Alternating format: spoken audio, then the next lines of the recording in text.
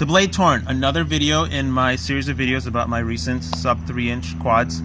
Please watch the video that is talking about all of them together. It's much more informative and much more informational, I think. I'm just doing these short videos to describe each one. So the Blade Torrent is a 2-inch, I think it's 2-inch with the prop guards. It's 2-inch. I've cut off the prop guards and I put 2.4-inch props on it because it performs way better with 2.4-inch props because it's a bigger prop, so you have better disc loading properties, so it's going to perform well.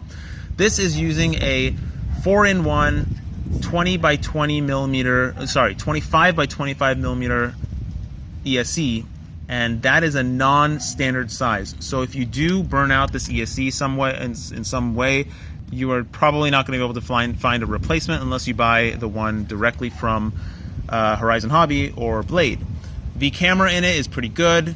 It's not the best, it's not the worst. The camera angle gives you pretty adequate camera angle. The performance of this is pretty darn good with these props on it, and on 3S, the thing flies a lot like a 5-inch quad. It's still not perfect. It does share the one biggest issue that all of these things of this size or this nature share, which is the power delivery is just not even. When you punch it, you don't get an even elevation of power. It doesn't matter if you have anti-gravity on, doesn't matter what you're doing, what version of BL Heli or Betaflight you're running, you still get a weird dip or movement with a punch, and that is just poor flight performance to me. It just doesn't feel, it's not fun to fly.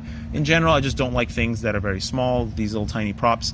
But this one is a good contender for $200. The price point is a little bit high. I've just taped down my antenna wires here.